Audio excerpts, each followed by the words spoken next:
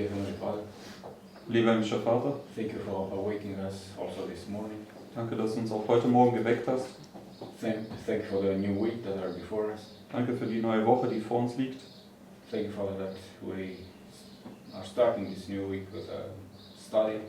Danke, dass wir diese neue Woche mit einem Studium anfangen können. Please help us now to be filled with energy from above.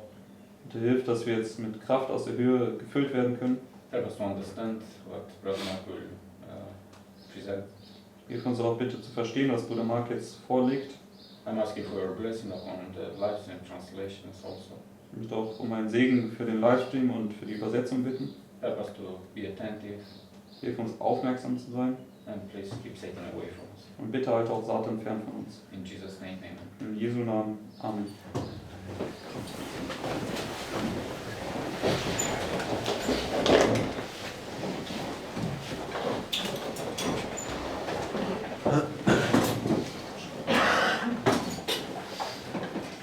Okay, so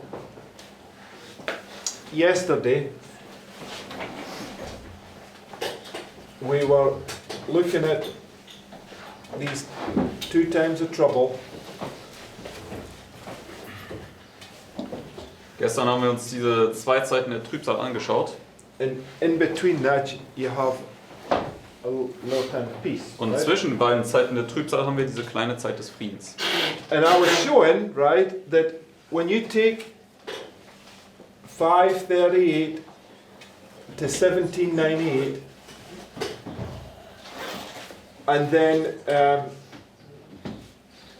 go to 1844, right, which is typifying the second coming of Christ.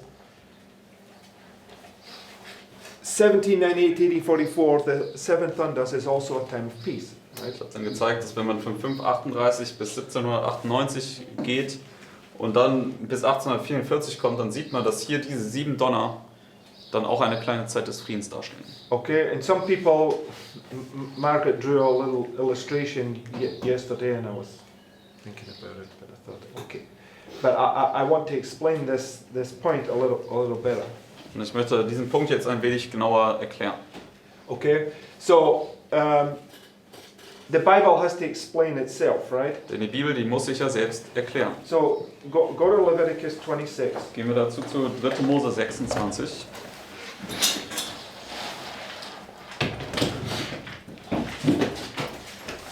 Now Leviticus 26 is a chapter that we're all fairly familiar with. 3. Mose 26 ist ein Kapitel, wo, denke ich, wir alle einigermaßen vertraut sind. And it deals with these 4-7 times, right? Das spricht ja hier von diesen 4-7 Zeiten. And the 4-7 times are a parallel to what? Und diese 4-7 Zeiten sind wozu parallel?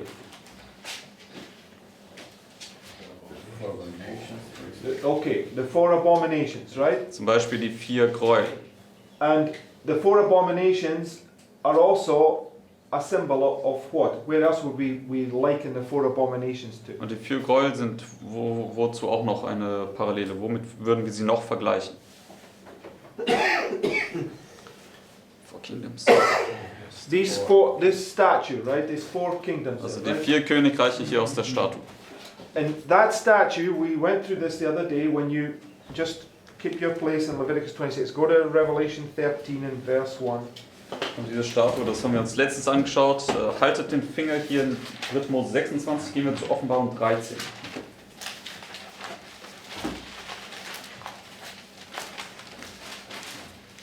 Because that statue is paralleled in Daniel chapter 7, right? Denn diese Statue hier ist ja auch in Daniel 7 4 winds are blowing on the ebenso sea, dargestellt. and 4 great beasts come out of the sea, right? Wo der Wind auf dieses Meer weht und die 4 Tiere kommen aus dem Meer empor. And in Revelation 13 and verse 1, Und in Offenbarung 13, Vers 1, where's John standing? wo steht dort Johannes? 538. Okay, maybe my question was bad. That's true. No, actually, that's not true. But I mean, where's he standing physically? Also wo steht er physisch gesehen? Okay, standing on the seashore, right? Er steht hier auf Strand. Ja. Okay, but I get what Isabella means. He's seeing the time period in 538 when that beast rises up out of the sea, right? Aber er sieht dann die Zeit von 538, wo das Tier aus dem Meer aufsteigt. Okay, but John physically or prophetically stand in 1798 and he's looking backwards, Aber right? Johannes steht prophetisch gesehen 1798 und er schaut rückwärts auf 538. Okay, but the point here is that this beast comes up out of the sea just like the beast in Daniel chapter 7, right? Der Punkt ist, dass dieses Tier kommt aus dem Meer empor, genauso wie die Tiere aus Daniel 7. And when you read, it says, verse 2, Und wenn wir dann lesen in Vers 2, and the beast which I saw was like unto a leopard, his feet as the feet of a bear, his mouth as the mouth of a lion, and the dragon gave him his power and seed and great authority. So what do we see there in verse 2? also das können wir hier in Vers 2 dann sehen. The same four beasts that we saw come out of the sea in Daniel 7, right? Dieselben 4 Tiere, die wir auch in Daniel 7 sehen konnten, die aus dem Meer kamen. But this is a representation of 538 to 1798, right? Das hier ist ja eine Darstellung von 538 bis 1798. So 538 to 1798 is a parallel to the four kingdoms on the statue, right? Deswegen 538 bis 1798 ist eine Parallele zu den 4 Königreichen aus dem Standbild oder die aus dem Meer kommen. So we know the statue is a symbol of the Sunday law crisis. Und deswegen wissen wir, dass die Statue ein Symbol für die Sonntagsgesetzkrise ist. right? And Nebuchadnezzar sets up this golden image, which is an image that he saw in his dream, right?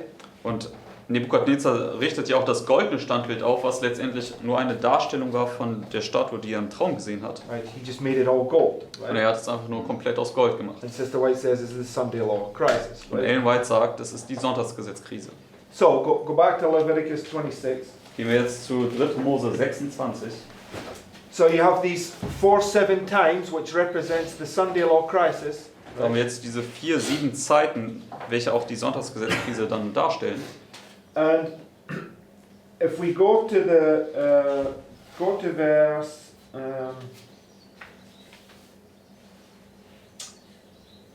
verse 33, Gehen wir jetzt zu Vers 33. and this is the 4th 7 times, right? Das spricht hier über das 4., 7 Zeiten. It says, and I will scatter you among the heathen, and will draw out a sword after you, and your land shall be desolate, and your cities waste. What's going to be desolate? Was wird hier verwüstet sein? The land and the cities. Das right? Land und die Stadt. This is talking about the destruction of Jerusalem, Das right? spricht hier über die Zerstörung Jerusalems. Okay. So, what does okay, just keep your place there. Go to Revelation 18. Haltet in eurem Finger wieder hier in dem Kapitel. Gehen wir jetzt zur Offenbarung 18. Now, Revelation 18 is about the destruction of Babylon, In right? Offenbarung 18 spricht er über die Zerstörung Babylons. And go to verse 7. Offenbarung 18, Vers 7. It says, how much she hath glorified herself and lived deliciously. So much torment and sorrow give her, for she saith in her heart, I said a queen and am no widow, and shall see no sorrow. Right? So, where does the destruction of Babylon come prophetically on our line? Prophetisch gesehen auf unserer Linie, wo findet die Zerstörung Babylons statt? At the end of the 1260, right? Jeweils am Ende der 1260. Just go back one chapter to Revelation 17, Gehen wir ein Kapitel zurück zur Offenbarung 17. verse 1. Offenbarung 17, Vers 1. It says, there came one of the 7 angels, which had the 7 vials. What does this angel have? Was hat dieser Engel hier? 7 plagues, right? Er hat die 7 Plagen. And talked with me, saying unto me, come hither, I will show unto thee the judgment of the great whore that sitteth upon many waters. Right?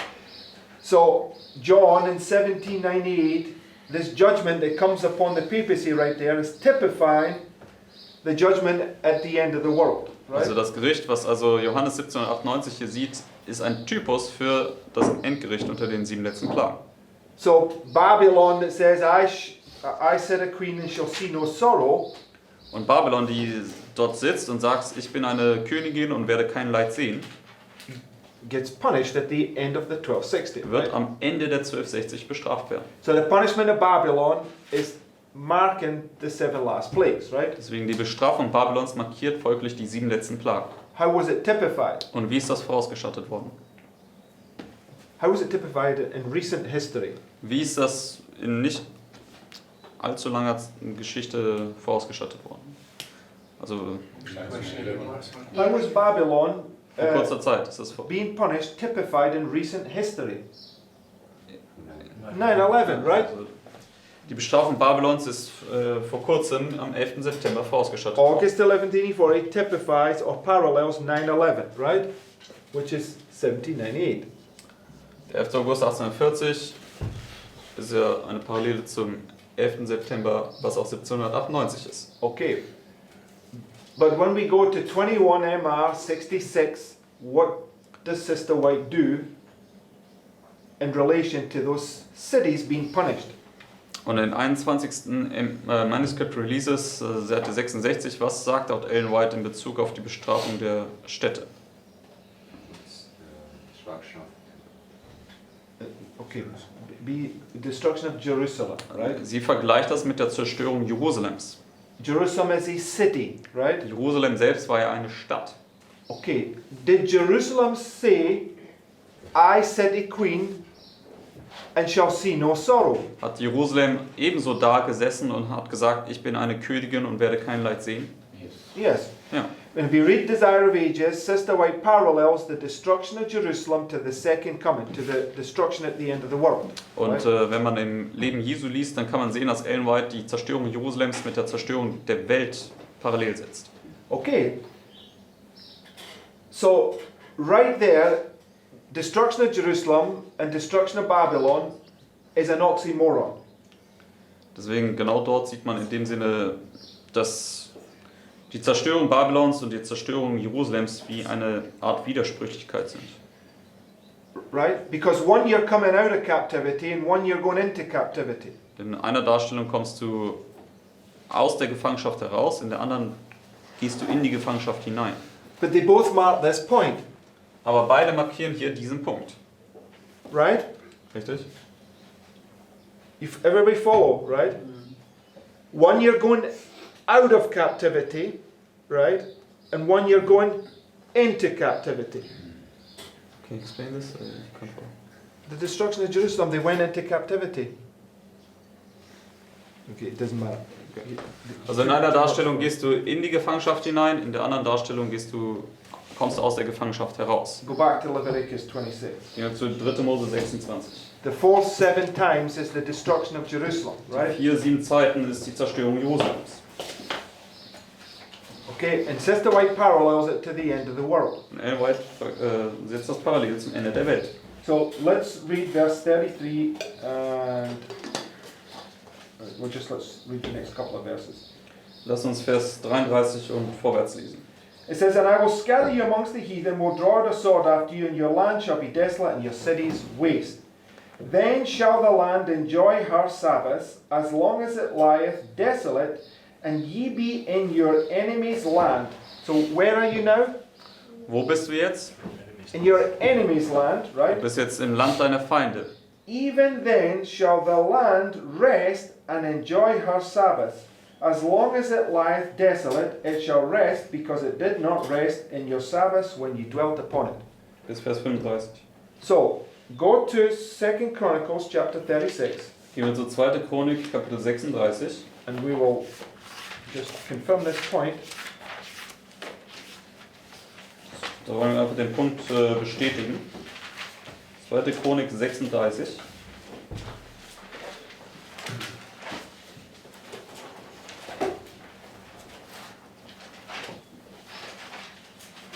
Let's begin in verse 15. Lass uns in Vers 15 beginnen. 2. Chronik 36 beginnt ab Vers 15. It says, And the Lord God of their fathers sent to them by his messengers, rising up betimes and sending, because he had compassion on his people and on his dwelling place. But they mocked the messengers of God and despised his words, and misused his prophets, until the wrath of the Lord arose against his people, till there was no remedy.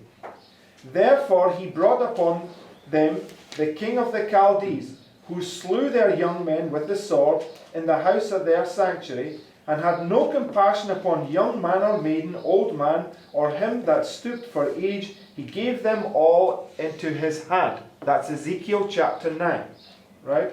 Also das ist Ezekiel Kapitel 9. Wir haben jetzt bis Vers 17 gelesen. Why did Ezekiel 9 take place? Warum hat Ezekiel 9 stattgefunden? Because of the 4 abominations in Ezekiel chapter 8, Wegen right? den 4 Gräueln aus Ezekiel Kapitel 8. We just agreed that those 4 abominations represent the statue, which is the 1260. Und wir haben ja eben gerade gesehen, dass die 4 Gräuel auch die Statue sind, was die 1260 sind. Babylon, Medo-Persia, Greece, and Rome leads us down to this point, right? Babylon, Medo-Persien, Griechenland, Rom führt uns hinab bis zu dem Punkt hier. So in this time period, it represents where God's people are being given a message, but they despise the message, right? Also es zeigt also, dass Gottes Volk hier eine Botschaft in der Zeit gegeben wird, aber sie verachten diese Botschaft. Verse 18. Vers 18.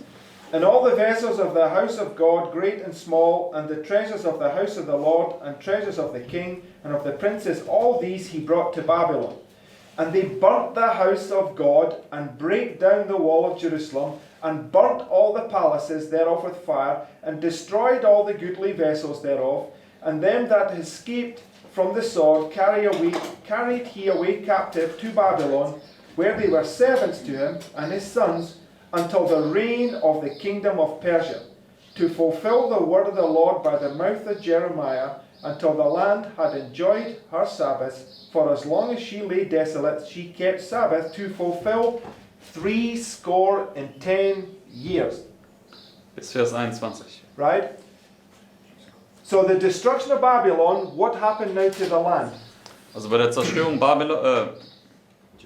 Jerusalems. Jerusalem, sorry. Bei der Zerstörung Jerusalems, was ist da mit dem Land passiert? Es konnte ruhen. Rest for how long? Und wie lange konnte es ruhen? 60 Jahre. 70 years, right? 70 Jahre. Did we put a 70 here yesterday? Konnten wir eine 70 hier hinsetzen gestern? Yes. Ja. Okay, because the papacy gets forgotten for 70 years, Weil right? das Papsttum für 70 Jahre in Vergessenheit geraten ist. And at the end of 70 years, what's she going to do? Und am Ende der 70 Jahre, was tut sie? Sing like a harlot with all the kingdoms of the earth. Sie Right? wird wie eine Hure hier mit den ganzen Königen der Erde singen. Now you see why I'm saying it's an oxymoron, right? Jetzt könnt ihr vielleicht besser erkennen, warum das eine Widersprüchlichkeit ist. Because it's marking 70 years of rest, right? Es markiert hier 70 Jahre der Ruhe. But in another angle, the going into captivity into Babylon is illustrated by the 7 thunders, right? Aber in einer anderen Darstellung ist, dass diese 70 Jahre nach Babylon sind auch dargestellt durch die 7 Donner. So I want to show it's interchangeable. That's why we can have 1798, 1844 here, 1798, 1844 here, and 1798, 1844 here, right? Ich will euch zeigen, dass das einfach austauschbar ist. Deswegen haben wir 1798 bis 1844 hier, 1798 bis 44 hier, 1798 bis 44 dort. They're interchangeable depending on what you're demonstrating, right? Sie sind austauschbar, basierend auf dem, was du zeigen möchtest. Right? You have to wrap your head around that, right? So go to Zechariah chapter 1. Gehen wir zu Sacharja Kapitel 1.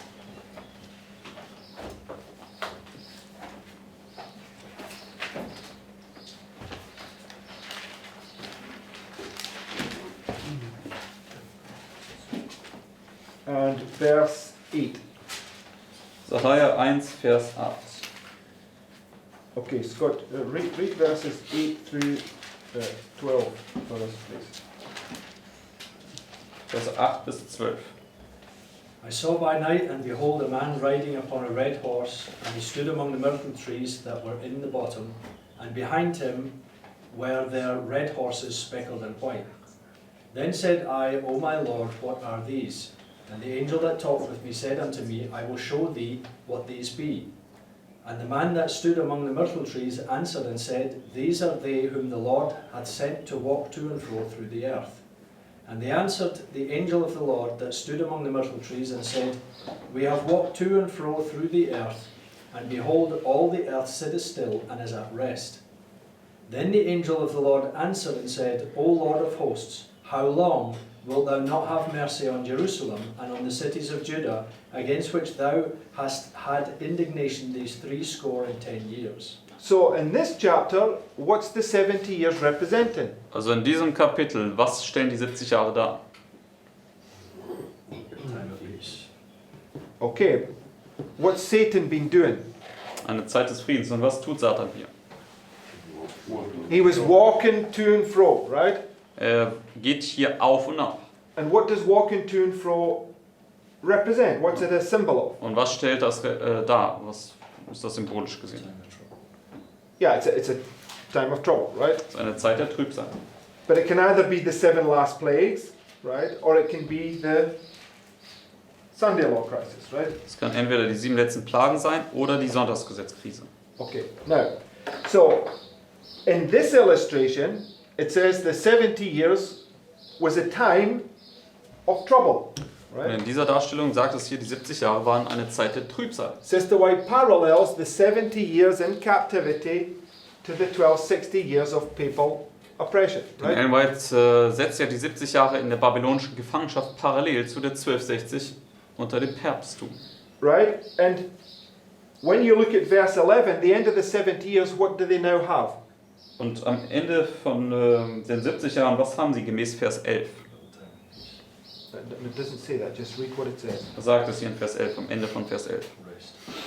Okay, it says they now have rest, right? Steht hier, sie haben jetzt Ruhe. Okay? But it says in Leviticus 26 that the 70 years the land shall rest, right? Aber wir haben ja eben gerade in 3. Mose 26 gelesen, dass während der 70 Jahre das Land ruhen sollte. Okay, so you can see that they're interchangeable, right? Deswegen, man kann sehen, dass sie letztendlich austauschbar sind. Now, these 4 horses here, what are they a parallel to? Nun, diese 4 Pferde, wozu stehen sie parallel? The seals, right? Zu den Siegeln. And we know that those first 4 seals are marking this time period, right? Und wir wissen, dass die ersten 4 Siegel diese Zeit hier abdecken. Okay, so just go to those. Just go to Revelation 6. Gehen wir zur Offenbarung Kapitel 6.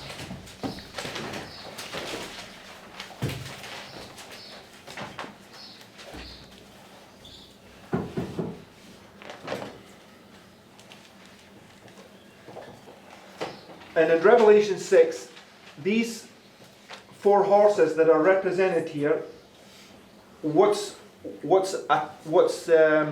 also been represented in each one of these 4 seals?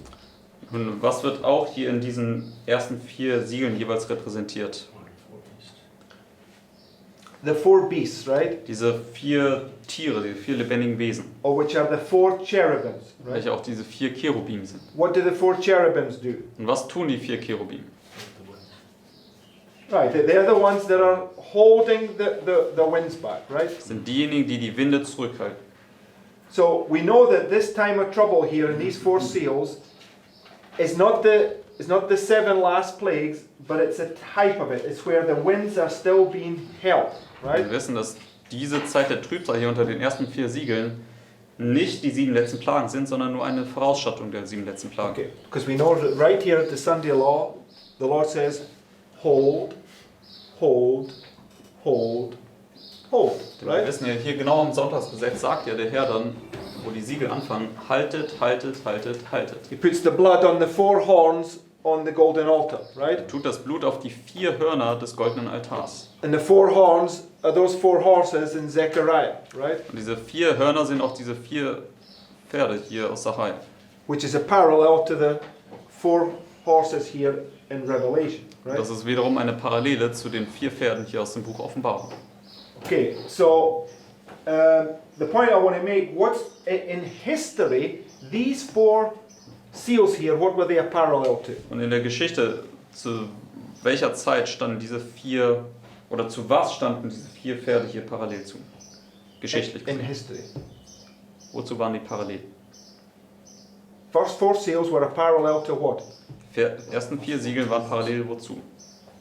Churches. The first 4 churches, zu den right? ersten 4 Gemeinden. Okay. Okay, so yesterday, right, we were showing that the message goes to the 7 churches. Where does it go to the 7 churches? Und gestern haben wir gezeigt, dass die Botschaft dann an die 7 Gemeinden gerichtet wird. Und wo ist das?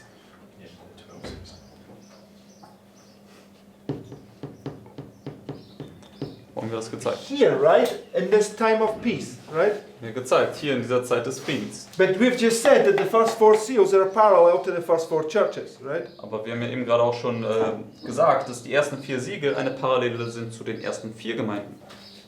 So it's showing you that the message to the churches also takes place in the time of trouble as well as out of the time of trouble, Das right? zeigt uns letztendlich, dass die Botschaft an die Gemeinden sowohl in der Zeit der Trübsal vorwärts geht, als auch dann in der Zeit des Friedens. Okay, the parable of the 10 virgins, right? Das Gleichnis der 10 Jungfrauen. How many times are you to gather oil in that history? Wie oft muss man in dieser Darstellung Öl sammeln? 2 times, right? 2-mal. What's the difference between those 2 times? Und was ist der Unterschied zwischen diesen beiden Malen des Ölsammelns? Just think about, look at the board. There's your map, right? Put the parable of the 10 virgins on the board and then tell me what's the difference between the first time you're to gather oil and the second time you're to gather Schaut oil. einfach auf die Tafel, da ist ja sozusagen euer Muster und sagt mir dann, was ist der Unterschied zwischen dem ersten Ölsammeln und dem zweiten Ölsammeln. Daniel already knows the answer, right? Daniela Go on, weiß Daniel, tell me the bereits answer, die Antwort. Etwas verwechseln. Yes, right. Also in der ersten Zeit ist es die kleine Zeit des Friedens und danach ist es in einer Zeit der Trübsal. Because we put the parable of the 10 virgins here yesterday, August 11th, 40, the going forth of the virgins, right? Denn wir haben ja hier den 11. August 1840 hier hingesetzt. Das ist ja der Beginn des Vorwärtsschreitens der Jungfrauen. So the going forth of the virgins up until the first separation is in a time of peace. Deswegen right? dieses Vorwärtsschreiten der Jungfrauen bis zur ersten Trennung hier ist also in der Zeit des Friedens. But the second time you got to gather oil, it's in a time of trouble, right? Aber das zweite Mal, wo du dann das Öl sammeln musst, ist hier in einer Zeit der Trübsal. The Lord wants us to understand something about this, right?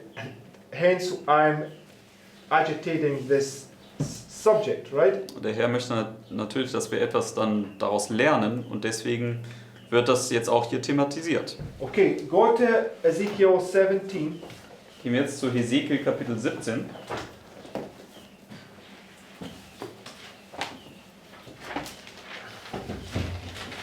Hesekiel 17.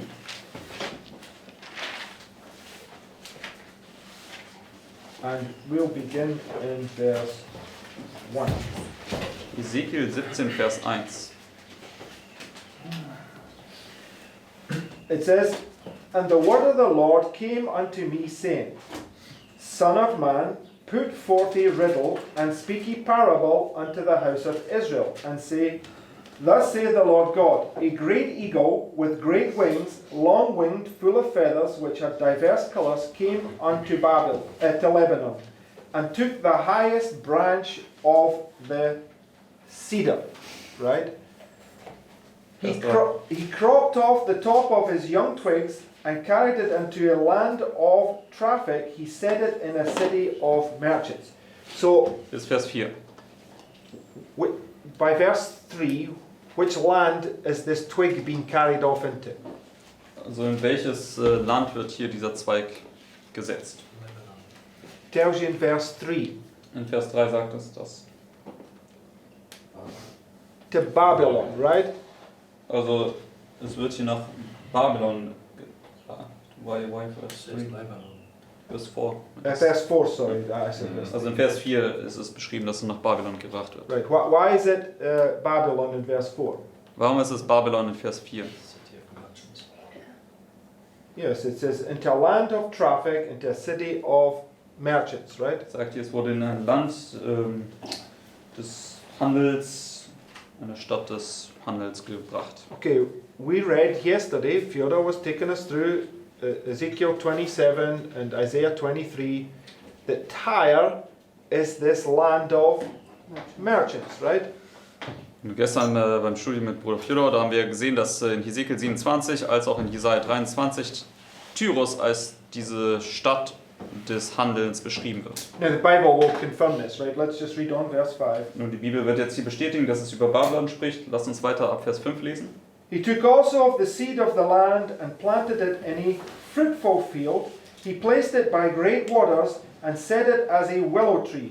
And it grew and became a spreading vine of low stature, whose branches turned towards him, and the roots thereof were under him. So it became a vine and brought forth branches and shot forth sprigs. There was also another great eagle with great wings and many feathers, and behold, this vine did bend her roots toward him, and shot forth her branches towards him, that he might water it by the furrows of her plantation. It was planted in a good soil by great waters, that it might bring forth branches, and that it might bear fruit, that it might be a goodly vine. Say thou, thus saith the Lord God, shall it prosper? Shall he not pull up the roots thereof, and cut off the fruit thereof, that it wither? It shall wither in all the leaves of her spring, even without great power of many people to pluck it up by the roots thereof. Yea, behold, being planted shall it prosper. Shall it not utterly wither when the east wind toucheth it? It shall wither in the furrows where it grew. Das Right? ist Vers 10. So, the Lord cuts off the top of his tree, takes it to Babylon, and plants it, right? Also der Herr kommt, schneidet den Wipfel des Baumes ab und nimmt ihn und setzt ihn nach Babylon. It says he planted it in a beautiful ground with lots of water so that it might bring forth fruit, right? Es steht hier, hat es dann in ein gutes Land platziert mit viel Wasser, sodass es dann Frucht hervorbringen könnte. But what happened? Aber was ist dann passiert? Another eagle came, right? Da kam jetzt ein weiterer Adler. But instead of its roots now tending towards the place where the Lord had planted, it now bends itself towards this other eagle, right? Aber anstatt dass jetzt die Wurzeln dieses Baumes dann in die Richtung wuchsen, wo der Herr es eigentlich haben wollte, hat er jetzt die Wurzeln zur Richtung dieses anderen Adlers ausgestreckt. So the Lord says, because it's done this, he's going to punish his people, right? Und der Herr hat gesagt, weil er das gemacht hat, wird er sein Volk bestrafen müssen. So let's read and understand this. Lass uns lesen und verstehen, was das bedeutet. Verse 11. Weiter ab Vers 11. Moreover, the word of the Lord came unto me, saying, Say now to the rebellious house, Know ye not what these things mean? Tell them, Behold, the king of Babylon is come to Jerusalem, and hath taken the king thereof, and the princess thereof, and led them with him to Babylon, and hath taken of the king's seed, and made a covenant with him, and hath taken an oath of him. He hath also taken the mighty of the land, that the kingdom might be base, that it might not lift itself up, but that by keeping of his covenant it might stand. But he rebelled against him in sending his ambassadors into Egypt, that they might give him horses and much people. Shall he prosper? Shall he escape that doeth such things? Or shall he break the covenant and be delivered? Okay, so this is talking about the captivity in Babylon for 70 years, right? Also es spricht jetzt hier über die Gefangenschaft in Babylon für 70 Jahre. Right? Now, where was in verse 12, In Vers 12.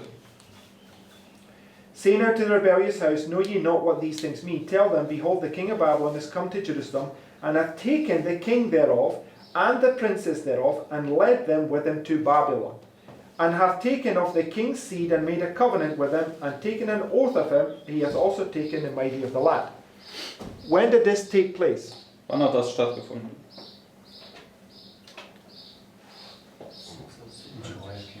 With Jehoiakim, right? Mit Joachim. Just go to Daniel chapter 1. Gehen wir zu Daniel Kapitel 1.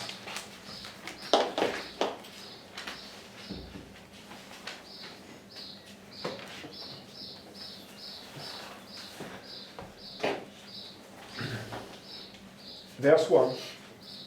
Daniel 1, Vers 1. It says, in the third year of the reign of Jehoiakim, king of Judah, came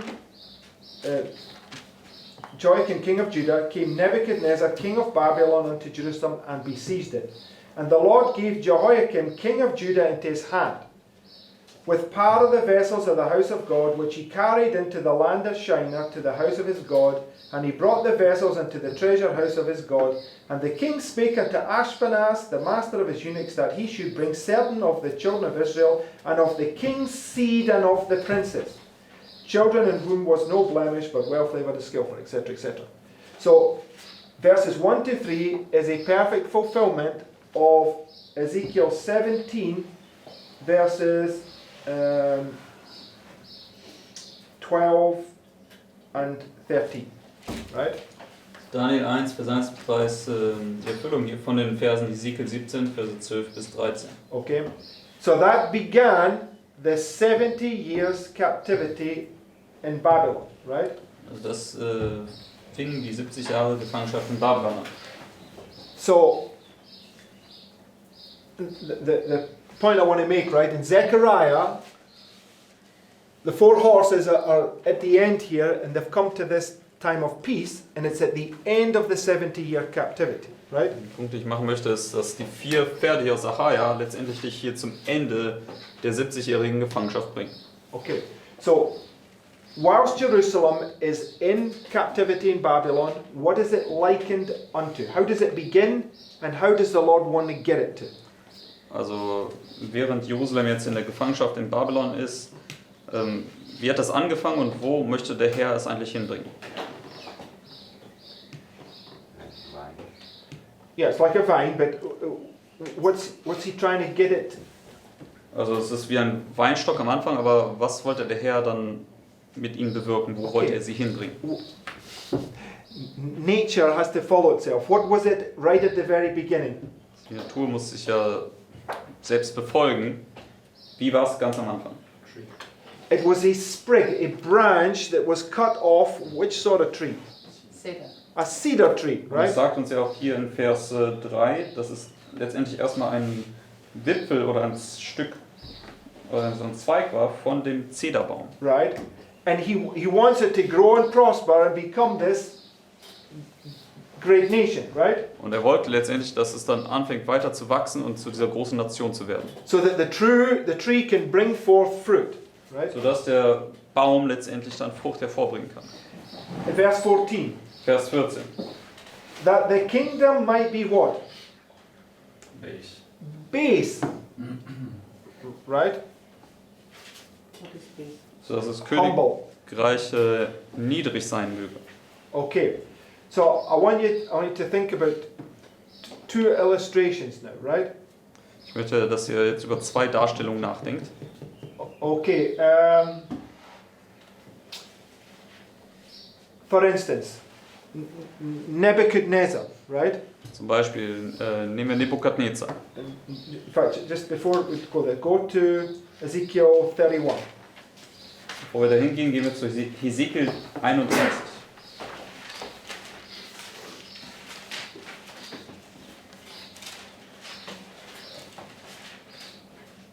Okay, yes, this is exactly it, right?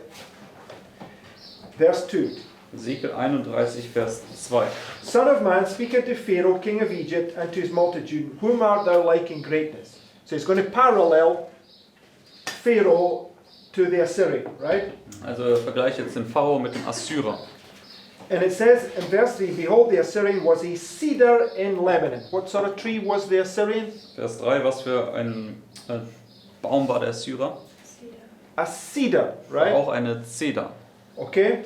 Now, this chapter right here is a parallel to Daniel chapter 4, right? Und dieses Kapitel ist ja auch eine Parallele zu Daniel 4. Right? Richtig? Okay, so tell me now, what happens to the tree in Daniel chapter 4?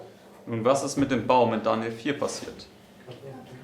It gets cut down. Er wird abgehauen. Where? Wo? On the line. Auf der Linie. No guessing. Make sure you think about what you're saying. Kein Raten, sondern überlegt, was ihr sagt. Okay, is Margaret correct? Also 11. September ist Margaret damit richtig. We went through this the other day. How long did he get an opportunity to think about? Also das haben wir uns ja letztens angeschaut. Wie lange wurde dem Nebukadnezar eine Zeit eingeräumt, über das nachzudenken, was Daniel ihm gesagt hat? 1 year. Right, 1 year, right? Für ein Jahr. So where did he get cut down? Deswegen, wo wird er abgehauen? Second Samuel. Oh, okay, the Sunday law, right? But you're correct. If you follow it chronology, it would be here, right? Also am Sonntagsgesetz, und wenn man das chronologisch abfolgen würde, wäre es hier. But it's not the point. Sunday laws are the same, right? So at the Sunday law, his tree gets cut down, but where are the roots? Also am Sonntagsgesetz wird dieser Baum hier in Daniel 4 abgehauen, aber wo sind seine Wurzeln? They're left into the ground, right? Sie sind immer noch im Boden zurückgelassen. And what does he pour upon him for 7 times? Und was lässt der Herr dann über diesen Baumstumpf regnen für diese 7 Jahre? The dew from heaven, right? Der Tau vom Himmel. To achieve which purpose? Um welchen Zweck damit zu erfüllen? Go to Daniel 4. Gehen wir zu Daniel 4. No guessing, right? I'm specifically laid out a point, and I'm trying to parallel that point, and we're thinking of other things, right? So, Daniel 4. Daniel 4.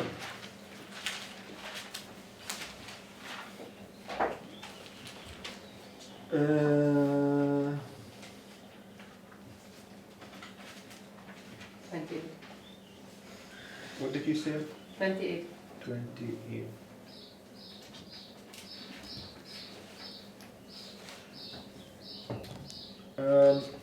No, I'm looking for a.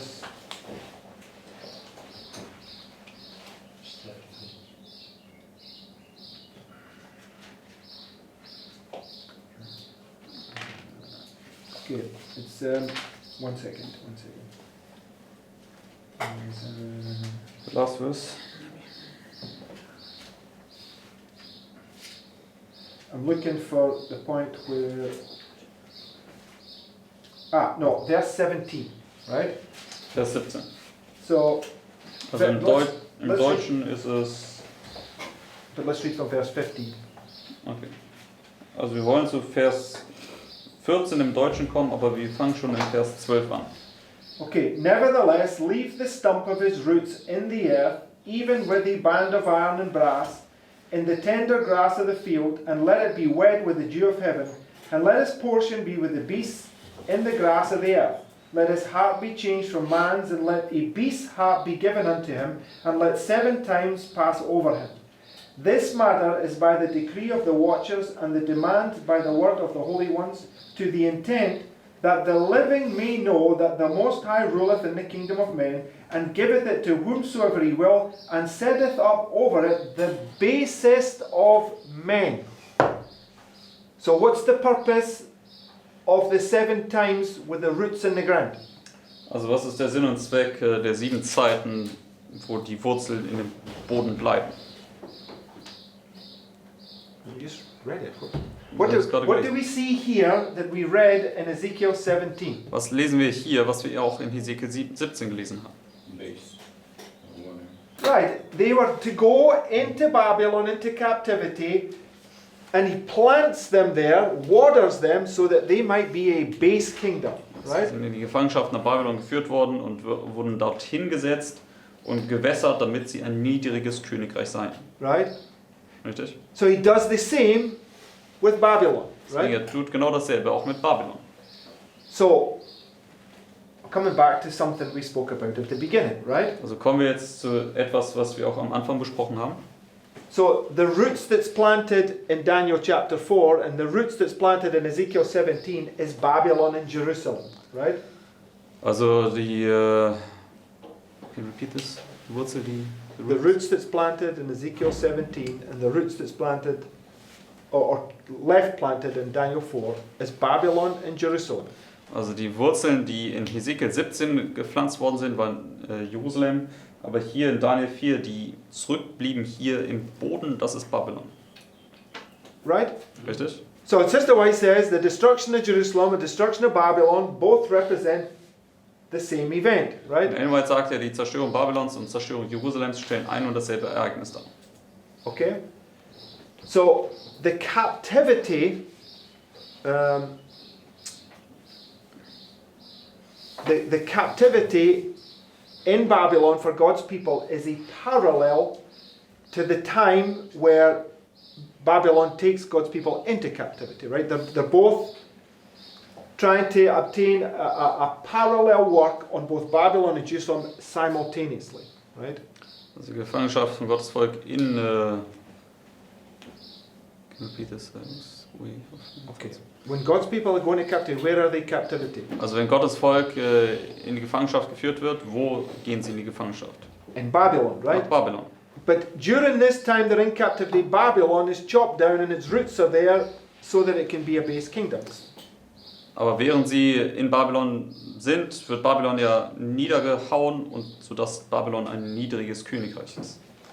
Right? Richtig? So, you just take the Sunday law, right? You go into captivity in Babylon here, so that by the time you get here, what sort of kingdom will you be? Also wenn du zum Sonntagsgesetz kommst, dann gehst du in die Gefangenschaft hier.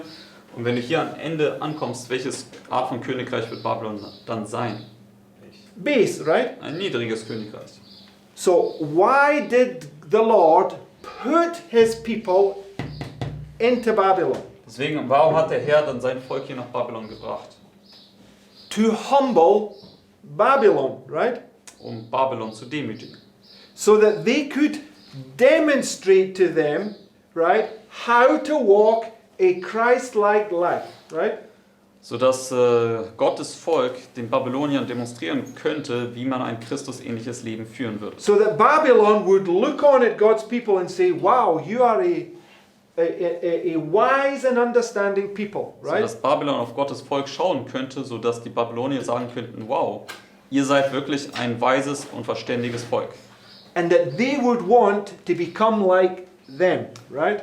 Und sodass sie dann ein Verlangen danach entwickeln würden, so wie sie zu werden. But according to Ezekiel 17, what did it say that God's people did contrary? Aber gemäß Hesekiel 17, was sagt uns dort? Was hat das Volk Gottes stattdessen getan? God's people wanted to become like the world, right? Es war genau umgekehrt. Gottes Volk wollte dann so werden wie die Welt. They stretched their roots towards Egypt instead of trusting in their father's wise bestowment, if you want to use that expression. Sie haben letztendlich dann versucht, so wie Ägypten zu werden. Sie haben sich nach Ägypten ausgestreckt, anstatt den klugen Ratschlüssen ihres Vaters, des himmlischen Vaters, zu vertrauen. So not only are they going to bring destruction upon themselves, what also do they bring? Deswegen, sie haben folglich nicht nur dann Zerstörung über sich selbst gebracht, sondern was haben sie dann noch zusätzlich hervorgebracht? Right. Why? Sie haben auch die Zerstörung über Babylon gebracht. Und warum? Okay, go to Jeremiah chapter 3. Gehen wir zu Jeremia 3. Got to remember this point, right? Wir müssen diesen Punkt wirklich in Erinnerung behalten. Verse 1. Jeremia 3 ab Vers 1.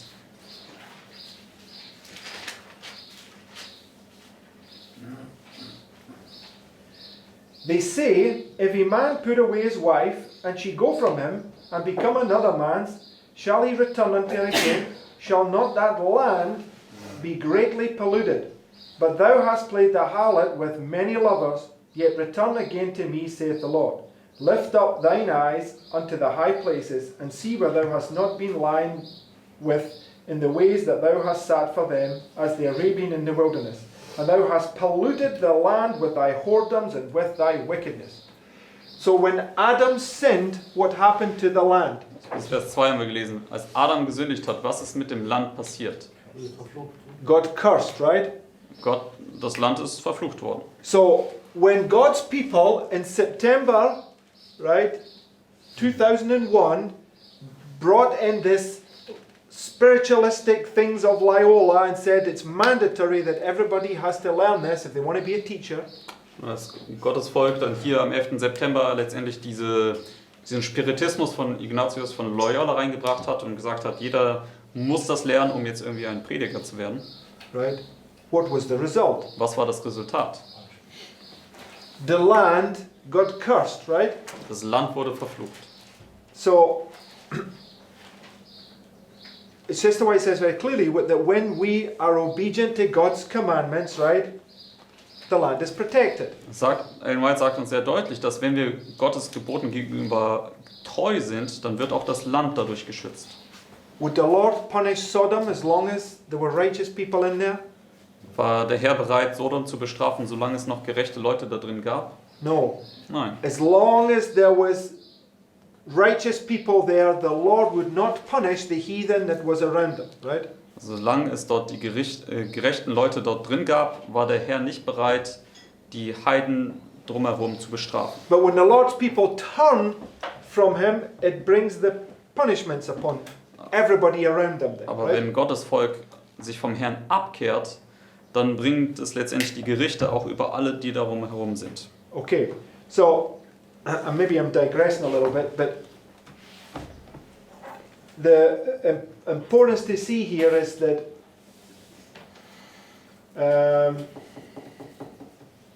the 4 7 times, which is a parallel to this statue, right, Und die 4-7 Zeiten, was eine Parallele ist zu diesem Standbild, leads to the land resting for 70 years. führt dich dazu, dass das Land dann für 70 Jahre ruht. And the 70 years began with Jehoiakim, right? Und die 70 Jahre fingen mit Joachim an. Just let me move this out the way a moment. Right, I'm going to write. Which year of Jehoiakim was it? Und welches Jahr von Joachim war es? 30. The 3rd year, Es war das 3. Jahr Joachims. right? And it's a parallel because what happened in the 1st year of Jehoiakim?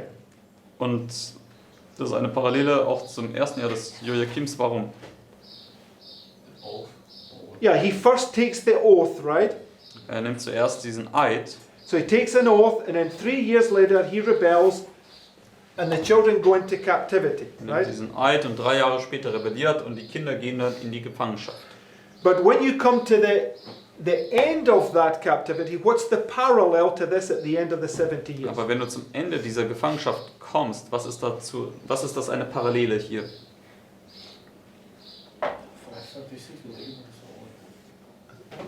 Why you say or what? There's only one thing it brings you to. Jehoiakim, 70 years later, what does it bring you to? Am Ende von den 70 Jahren von Joachim, wohin bringt uns das? The decree of Cyrus, Das ist right? das Dekret von Kyros.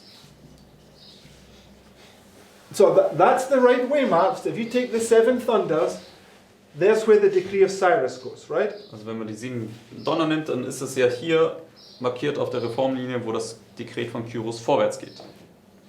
So what's the difference between Jehoiakim and Cyrus? Und was ist der Unterschied zwischen Joachim und Kyros? One brings In destruction, and out. the other is rebuilt. Yeah, one you're going into captivity, the other one you're coming out of captivity. Diese Darstellung lehrt dich, dass du in Gefangenschaft gehst. Und die Darstellung lehrt dich, dass du aus der Gefangenschaft rauskommst. Right? Richtig? So you got to see this, right? That this time period, this little time of peace from 1798 to 1844, depending on what it's illustrating, is either a time of trouble or a time of peace.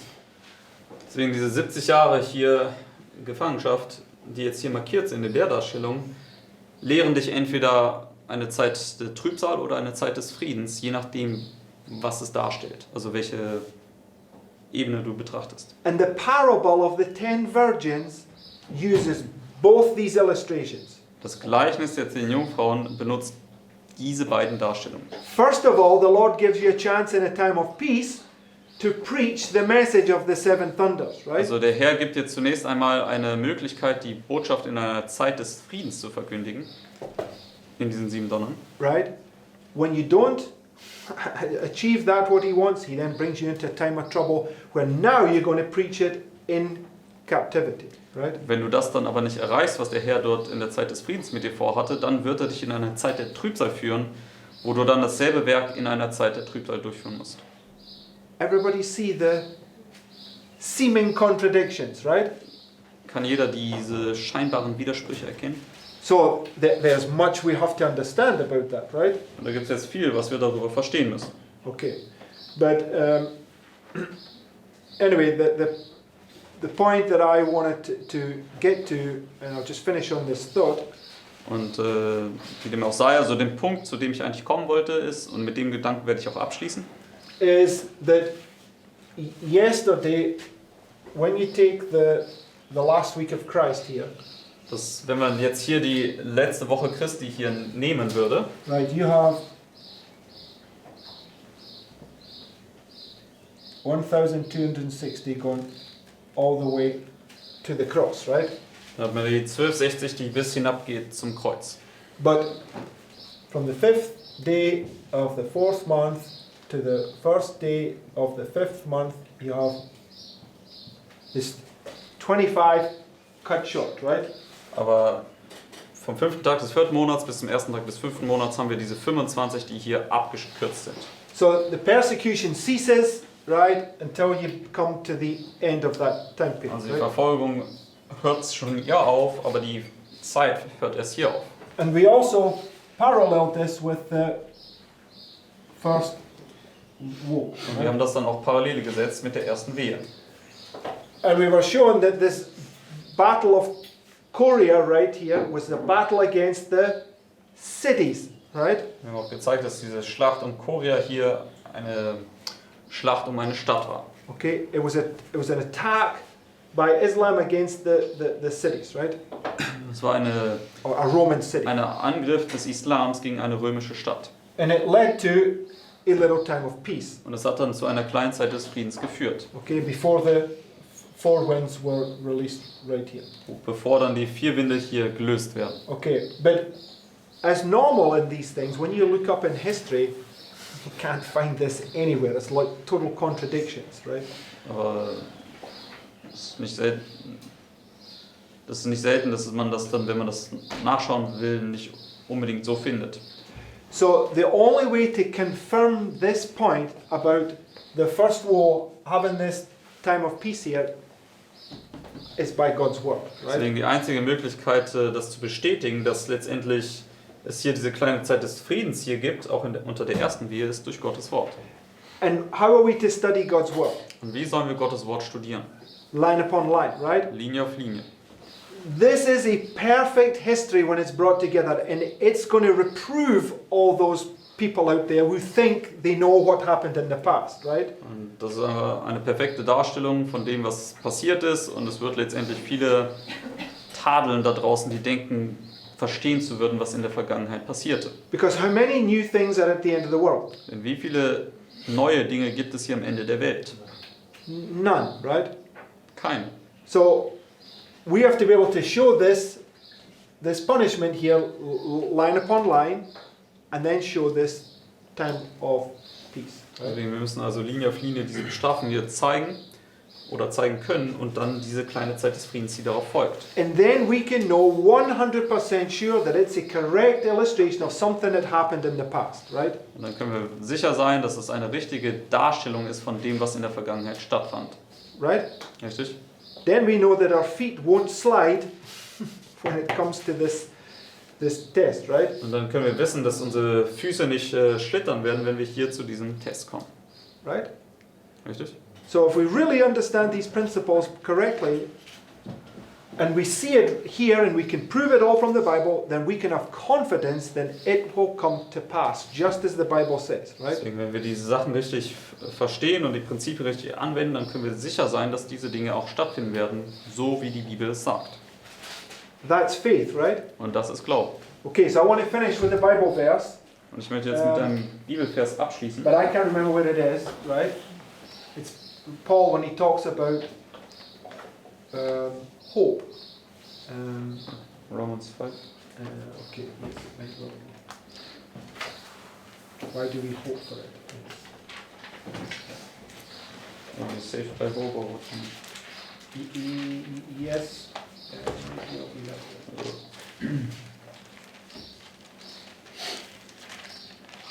I don't know what you mean, but in Romans 5 it says verse 4.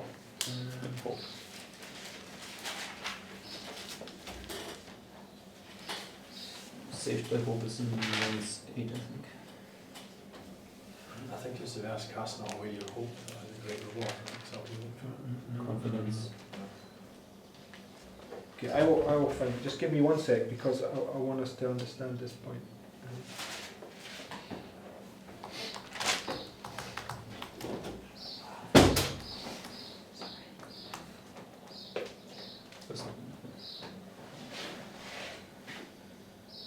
Verse 24 and 25 in Romans 8 maybe. 1 second.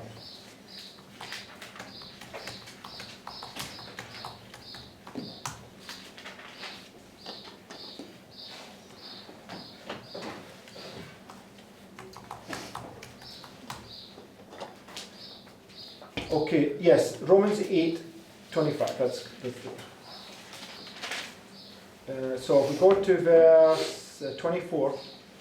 Römer 8, Vers 24, 25.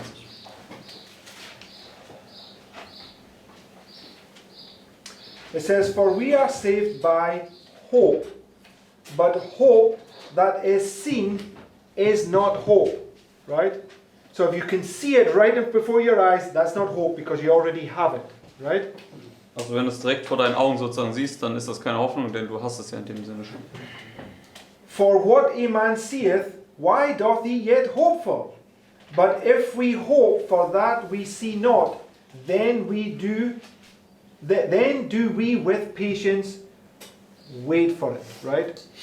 So what are you hoping for? Also auf was hoffst du? Fulfillment of what God says. Yes, things that you cannot see, right? Dinge, die du nicht sehen kannst. You can't see it, but by faith you have hope that it will come to pass, Du right? kannst es nicht sehen, aber durch den Glauben hast du Hoffnung, dass es tatsächlich eintreten wird. Right? Richtig? And when it comes to pass, what's it going to do for your faith?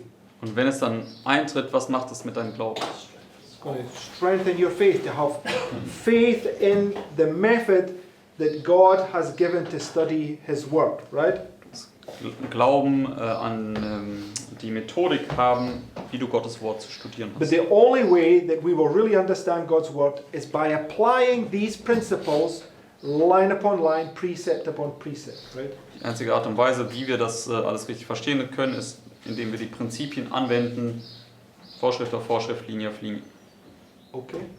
Richtig? I've probably left more thoughts in your head than we began, but that's good. Right? Ich habe vermutlich mehr Gedanken in eurem Kopf zurückgelassen, als mit denen ihr vielleicht hier angekommen seid, aber das ist gut. Okay, let's close up. Das ist ein Gebet abschließen.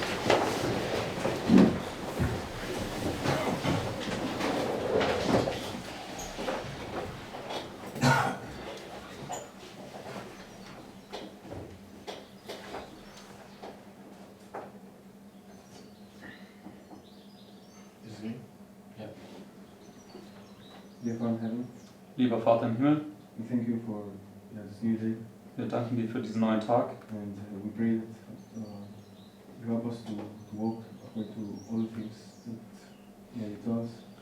und wir bitten dich, dass du uns hilfst, dass wir gemäß all dem wandeln, was du uns gelehrt hast. And help us to follow or listen to your voice speaking to us. Und hilf uns, dass wir deiner Stimme folgen, die zu uns spricht. And we pray that you help us to understand your word. Und wir bitten dich, dass du uns hilfst, dass wir dein Wort verstehen. Help us to know the things you've written there. Hilf uns, dass wir die Dinge begreifen, die du darin geschrieben hast. And to know what we believe. Dass wir auch nachvollziehen können, was wir eigentlich glauben. And we pray that you help us to truly see everything as you've intended. Und dass du uns hilfst, dass wir wahrlich alles so erkennen, wie du es vorgegeben hast. And please help us to understand your message better. Und dass du uns bitte hilfst, deine Botschaft besser zu verstehen. In Jesus' name. In Jesu Namen. Amen. Amen.